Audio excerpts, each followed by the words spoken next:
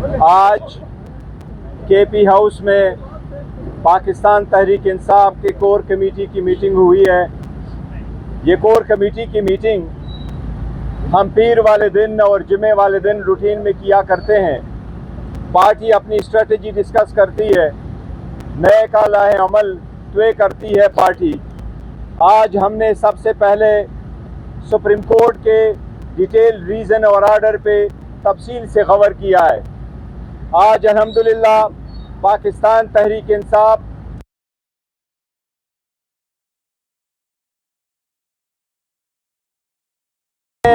Flour crossing वाले कानून को हमेशा हमेशा के लिए बंद किया है। सुप्रीम कोर्ट ने आज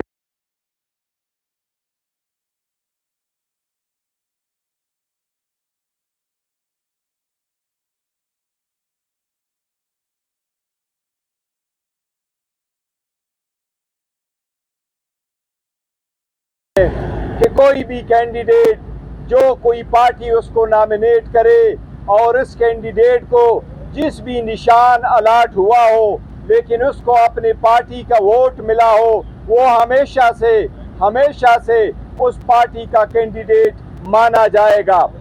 ये सुप्रीम कोर्ट ने सारे पॉलिटिकल पार्टीज का एक दीरीना मुतालिबा जो आईन में पहले से दर्ज था उसकी ज़ई तर्जुमानी की है। आज इसके मुताबिक मैं समझता हूँ सुप्रीम कोर्ट ने इलेक्शन कमीशन के बारे में जो ऑब्जर्वेशन दी है, ये वही ऑब्जर्वेशन है जिसका हम बारहा जिक्र करते रहे हैं।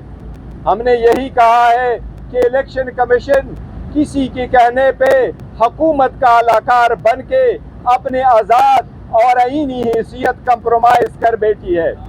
इलेक्शन कमीशन जिस तरीके से हमारे खिलाफ केस के बाद केस फाइल करता था, आज सुप्रीम कोर्ट ने अपने ऑर्डर में कहा है कि इलेक्शन कमीशन की कोई लोकस स्टैंडाई नहीं है कि किसी पॉलिटिकल पार्टी पे के खिलाफ इस किस्म के ऑर्डर और इस किस्म के पिटीशन फाइल करे।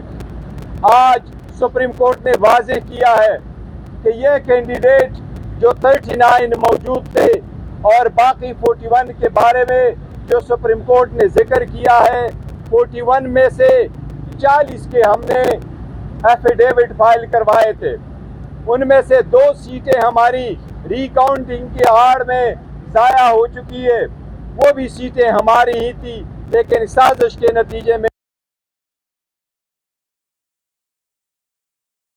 वैलिड वोटों को इनवैलिड करके जा चुकी है।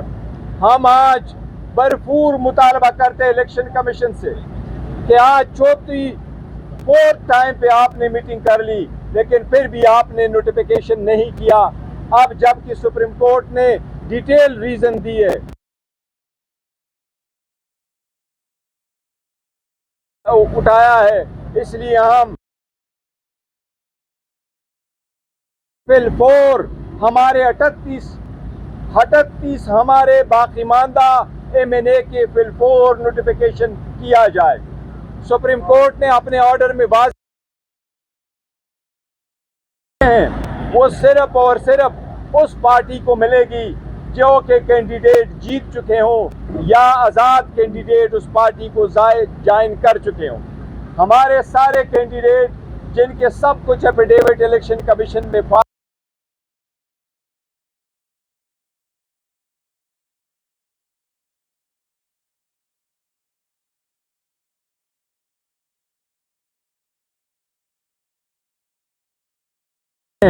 हम एक बार फिर इलेक्शन कमीशन से मुताबिक इंसाफ का हक है। जिस तरह सुप्रीम कोर्ट ने वाज़े तौर पे कहा है, आज मेहरबानी कर ले, कल से ये डिले ना हो, बहरहाल आपने ये नोटिफिकेशन इशू करना है।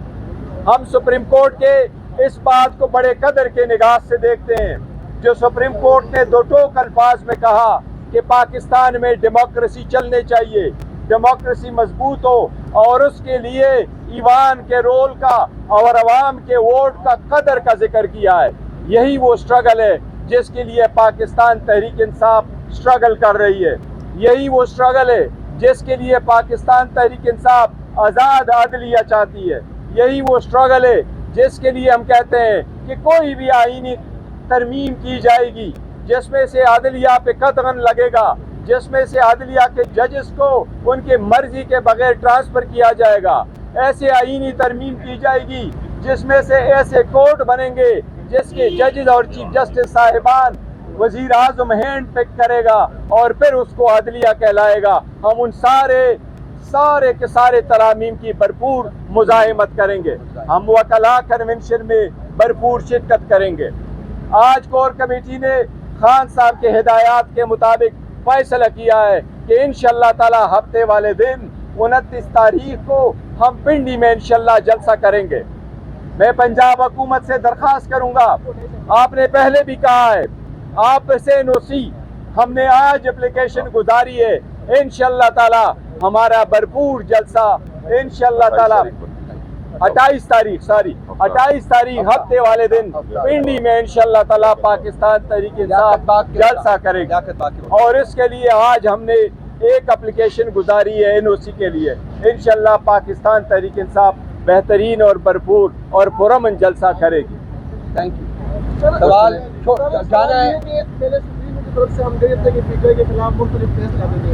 आज के फैसले के बाद आप क्या समझते हैं कि जो काजी साहब या रूल का बेंच है या हवाओं का रुख चेंज हो जाए?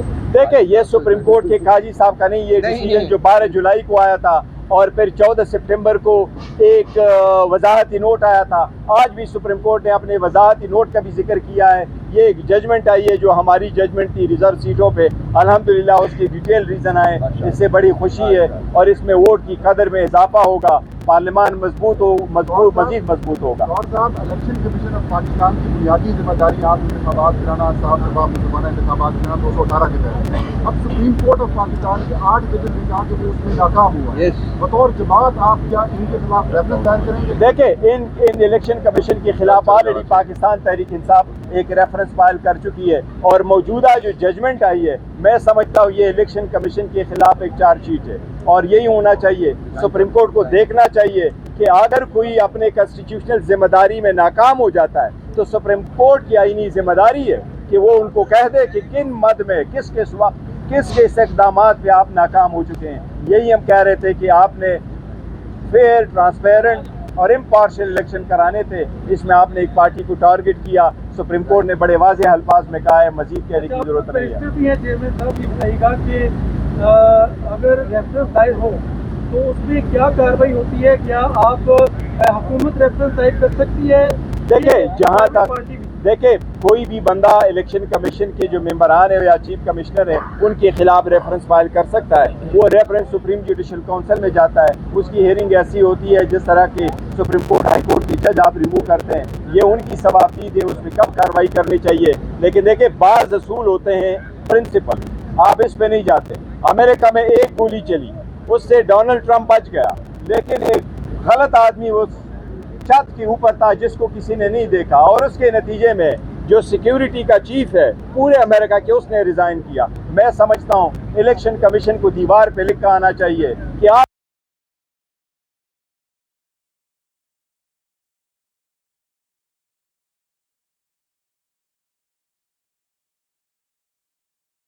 बता दीजिएगा, शॉर्ट ऑर्डर के बाद भी इलेक्शन कमीशन ने फैसले पर अमल दरामद नहीं किया। अब तफसीली फैसले के बाद भी अगर उसी रवायत को बरकरार रखा जाता है तो क्या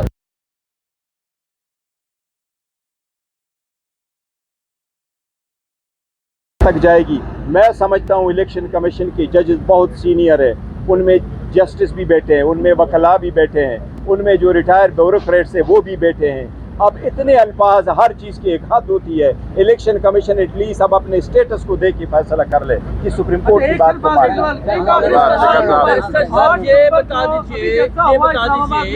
आप एक अच्छा, यही सवाल है कि हमने इस्लामाबाद में भी जलसा देखा, उसके बाद लाहौर में भी जलसा हो चुका, पिंडी की तैयारी है, मियां वली की तैयारी है, क्या पैगाम है इन तमाम जलसों के जरिए? देखिए, पाकिस्तान तहरीक इंसाफ ऐसे ही करती रही है और जो महंगाई है, जो बर्बरियत है, जो जुल्म है, जो ज्यादतियाँ हैं, जो इमरान खान साहब को जेल में बंद है, इनके लिए तो हम और क्या करें, प्रोटेस्ट ही करना है। जो अदलिया पे अटैक हो रहे हैं, आप देखो हमारे एमएनए को उठाया गया, उनको रखा गया, हमने कमेटी के सामने बात लेके आए कि आप वोट ले रहे हैं, आपके पास नंबर नहीं है, लेकिन आप घंटों के हिसाब से मीटिंग कर रहे हैं, मिनटों के हिसाब से अब आ रहे हैं, और आप वहाँ से हमारे एमएनए को उठाएं। देखो ये नए 90 की दिहाई नहीं है, कोई चांगा मांगा की सियासत अब ख़त्म करें। Let the people speak and the people must हकीकी अदलिया की आज़ादी के तहफ़्फ़ुज़ के लिए, आइन के तहफ़्फ़ुज़ के लिए, खान की रिहाई के लिए ये इम्पोर्टेंट है कि इस तहरीक का जल्द से जुलूस व एहतजाज का मोमेंटम जो है वो इसी तरह बरकरार और रहे। सुप्रीम कोर्ट को और सुप्रीम कोर्ट के जस्टिस को रिजाइन करना चाहिए। अब शर्म का मकाम है उनके लिए, उनको रिजाइन रिजाइन बैरिस्टर साहब, हजारों को न्यूट्रल सुप्रीम होना कोर्ट वो चाहिए। अल्फाज गलत हैं, वो इलेक्शन कमीशन इलेक्शन बैरिस्टर साहब, हजारों को न्यूट्रल होना चाहिए और मुख्तलिफ सियासी विंग के हवाले से तहफ़्फ़ुज़ात का अलग अलग अपोजिशन में ही होके कहती रही जरूर है कि इस तरह सियासी किरदार अदारों का नहीं होना चाहिए। अब नई अपॉइंटमेंट हुई है, तो इस हवाले से आपको क्या तवक्कुआत है? मैं कह रहा हूँ देखे, किसी इदारे को डिस्कस ना करें। इदारे में किसको सरबराह बनाया जाता है, ये इदारों का काम। वो जिसको चाहे, हमारे लिए सारे काबिल कबूल। बिल्कुल। Thank you.